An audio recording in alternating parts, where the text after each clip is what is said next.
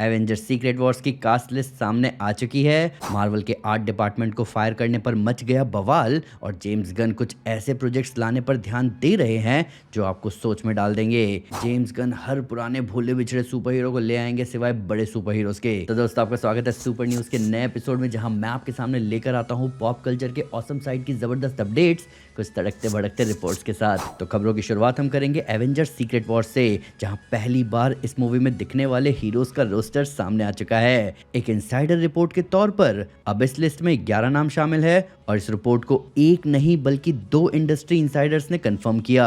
तो cosmic circus के Alex Perez ने पहले एक्स पर ट्वीट करके एक मोन्टाज डाला जिसमें 11 हीरोज दिखे और उसके बाद एक और इनसाइडर जेम्स मैक ने भी उसी ही रिपोर्ट को ट्वीट करते हुए ये पिक्चर डाली जो आप सब अपनी स्क्रीन पर देख सकते हो। अब इस लिस्ट में जो 11 हीरोज हैं वो है डेडपूल, वुल्वरीन, टोबी मैगवायर का Spiderman, Wiccan, Speed, America Chavez, Miss Marvel, Kate Bishop, Cassie Lang, सीडी सिंह की जीन ग्रे और टॉम हॉलैंड के स्पाइडरमैन। तो ये हैं वो 11 हीरोज की टीम जो हमें सीक्रेट वॉर्स में फोरफ्रंट पर दिखने वाले हैं। अब इंटरेस्टिंग बात ये है कि जेम्स मैक ने इस रोस्टर को लेकर और एक बात कही। उन्होंने बताया कि इन 11 लोगों का ग्रुप 2 टीम्स में डिवाइड होगा। अब जो लोग हमारे weekly super news episodes follow करते हैं उन्हें मैं पहले ही बता चुका हूं इन 2 ग्रुप वाली थ्योरी के बारे में, जहां ऐसा हो सकता है कि एक टीम होगी केसी लैंग की जो कि अपनी यंग एवेंजर्स की टीम को लेकर क्वांटम रियल में चली जाएंगी और दूसरी टीम वो होगी जो कि बैटल वर्ल्ड में फंसे राफ्ट वाली टीम को ढूंढ निकालेंगे और फिर उसके बाद सीक्रेट वॉर्स के इवेंट शुरू होंगे।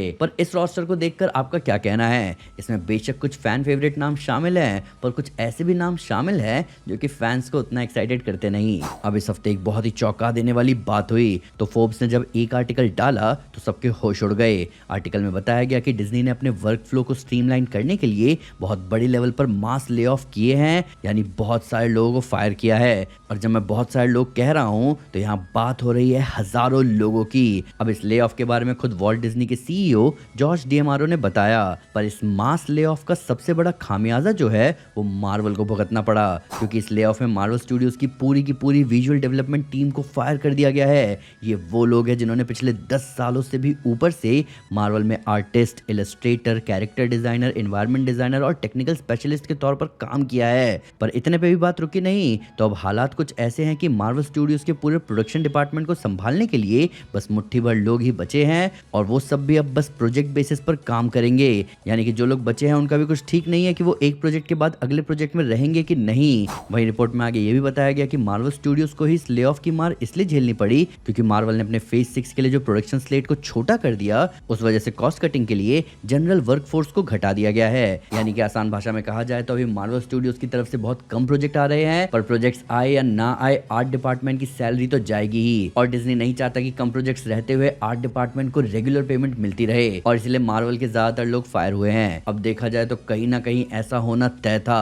अगर आप मार्वल का 2024 का स्लेट देखो तो उस पूरे साल में सिर्फ एक फिल्म रिलीज हुई है, वो है डेडपूल एंड वुल्वरीन। ऊपर से अभी फेज 6 में भी कोई भर भर के प्रोजेक्ट्स नहीं आ रहे हैं। फैंटास्टिक फोर और स्पाइडरमैन के बीच 1 साल का गैप है। ऊपर से स्पाइडरमैन तो मार्वल की अपनी फिल्म है भी नहीं। उसके बाद सीधा 5 महीने बाद एवेंजर्स डूम्सडे आएगी और डूम्सडे के 1 साल बाद एवेंजर्स सीक्रेट वॉर्स आएगी। तो इस हिसाब से इस डिसीजन का सेंस तो बन रहा है, पर जिन लोगों ने अपने जीवन के 10 साल आपको दिए उन्हें एक झटके फायर करना भी कहां तक सही है। अब हम मार्वल के दुख दर्द से आगे बढ़कर अब इस न्यूज में जरा जेम्स गन की ऑडेसिटी देख लेते हैं। तो फाइनली इतने सालों बाद जेम्स गन ने जवाब दिया कि उन्होंने डीसीयू को सॉफ्ट रिबूट ही क्यों किया और ऐसा क्यों कि सिर्फ उनके बनाए हुए हीरोज ही रह पाए और बाकी कोई और नहीं। तो थ्रेड्स पर एक फैन से बात करते हुए जेम्स गन ने बताया कि डीसीयू रिबूट होने के बाद कुछ कैरेक्टर्स नए डीसीयू में कंटिन्यू जो किए गए और कुछ कैरेक्टर्स नहीं आ पाए, जैसे कि हेनरी कैविल का सुपरमैन। इसका रीजन था कॉन्ट्रैक्चुअल ऑब्लिगेशन, यानी कि जेम्स गन के हिसाब से पीस मेकर सीजन 2 को ग्रीन लिट ऑलरेडी कर दिया गया था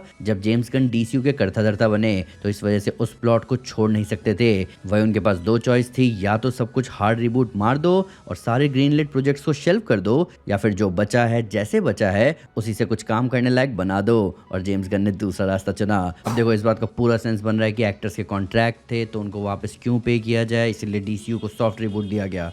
पर इसमें ये चीज जस्टिफाई नहीं हो रही है कि फिर हेनरी कैविल को क्यों फायर किया गया। ऊपर से तब क्यों फायर किया गया जब डीसीयू से पहले ही अनाउंसमेंट हो चुका था कि हेनरी कैविल वापस आ रहे हैं सुपरमैन के रोल में। ये जो जेम्स गन रीजन दे रहे हैं ये सिर्फ एक बहाना है, सिर्फ और सिर्फ उनके चुने हुए लोगों को रखने का और जिनको नहीं रखना चाहते उनको भगाने का। और ये बहुत ही लेम रीजन है क्योंकि सीधा सीधा डीसीयू रिबूट किया जा सकता था, तो ऐसा करने का तो कोई सेंस ही नहीं बनता। अब हमारी अगली अपडेट सुपरगर्ल मूवी से है और इस मूवी को लेकर बड़े बड़े वादे किए जा रहे हैं दोस्तों। तो सबसे पहली खबर ये है कि मेक्सिको के CCXP 2026 एक्सपो में सुपरगर्ल मूवी के शुरुआती 15 मिनट दिखाए गए। अब इसके साथ साथ मूवी का एक नया ट्रेलर भी दिखाया गया और इस मूवी के डायरेक्टर क्रेग गिलेस्पी ने बताया कि उन्होंने सुपरगर्ल में कुछ IMAX फुटेज भी रखे हैं और ये टोटल 1 घंटे 10 मिनट का IMAX फुटेज पार्ट होने वाला है मूवी का, जो कि मूवी के आधे रन टाइम से भी बहुत ज्यादा है। अब ये खुद डायरेक्टर के वर्ड्स है दोस्तों कि 70 मिनट्स यानी 70 मिनट सुपरगर्ल का हाफ से भी ऊपर का रन टाइम है। अब राम जाने ये मूवी कितनी छोटी होने वाली है। वहीं सुपरगर्ल को लेकर डीसीयू के को करता धरता पीटर सैफरन ने बड़े बयान दे दिए हैं।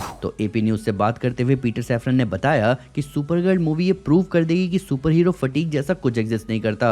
पीटर ने कहा कि जो लोग कहते हैं कि सुपर हीरो फटीग आ चुका है तो दरअसल वो इसलिए हो रहा है क्योंकि आजकल बहुत सारी मीडियोकर सुपर हीरो मूवीज आने लगी है जिसे लोग एंजॉय नहीं कर पा रहे और सुपरगर्ल बहुत ही न्यू और ओरिजिनल मूवी होने वाली है। इस वजह से ये मूवी सुपर हीरो फटीग को मात दे देगी। अब मैं इस बात से एग्री करता हूँ कि सुपर हीरो फटीग जैसी कोई चीज नहीं होती। बात है कि मीडियोकर प्रोजेक्ट्स आते हैं तो उस वजह से लोगों को लगता है कि भाई सुपर हीरो फटीग है, पर वहीं पर सवाल आता है बड़े स्टूडियोज पर जहां पीटर सैफरन से भी पूछा जाना चाहिए कि फिर वो बड़ी मूवीज या बड़े असेंबल अनाउंस क्यों नहीं करते, जिससे फटीग का सवाल हमेशा हमेशा के लिए खत्म ही हो जाएगा।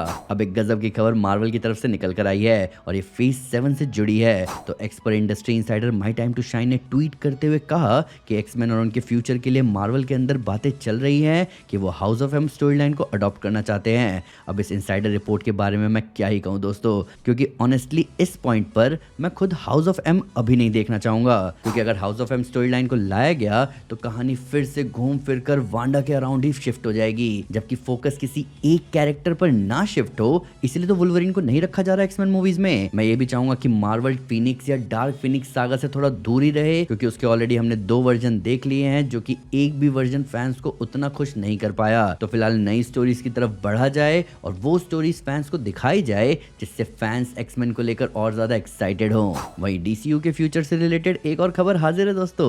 तो क्योंकि अब द अथॉरिटी प्रोजेक्ट को शेल्फ कर दिया गया है तो थ्रेड्स पर कुछ फैंस ने जेम्स गन से डीसीयू के फ्यूचर प्रोजेक्ट्स के बारे में कुछ सवाल कर दिए। अब उन सवालों का जवाब देते हुए जेम्स गन ने बताया कि डीसीयू में अभी बूस्टर गोल्ड के प्रोजेक्ट पर जोरों शोरों से काम चल रहा है और पैराडाइज लॉस्ट सीरीज पर तो भयंकर जोरों शोरों से काम चल रहा है। वहीं क्रिएचर कमांडो सीजन 2 और मिरेकल मैन की एनिमेटेड सीरीज के ऊपर भी जेम्स गन ने कहते हुए बताया कि उन पर भी काम चालू है। वहीं मैन ऑफ टुमारो की शूटिंग से जुड़े सवाल पर उन्होंने कहा कि उसकी शूटिंग में बड़ा मजा आ रहा है। तो देखा जाए तो अभी डीसीयू का फ्यूचर फिलहाल पैक्ड है, पर फिर से वही बात आ जाती है कि बेशक छोटे मोटे कैरेक्टर्स पर मूवीज और सीरीज आनी चाहिए, पर बड़े कैरेक्टर्स का क्या, वंडर वुमन और बैटमैन जैसे कैरेक्टर्स का नंबर कब लगेगा। अब कुछ खबरें मिस्टर मैराथन की स्पीड में। एवेंजेलिन लिली ने मार्वल के विजुअल इफेक्ट्स एम्प्लॉइज की फायरिंग को डिस्गस्टिंग कहा अपने इंस्टाग्राम पोस्ट के जरिए। हाल फिलहाल टॉम हार्डी की venom the last dance streaming platforms पर मोस्ट वॉच्ड फिल्म्स की लिस्ट में टॉप स्पॉट पर रही।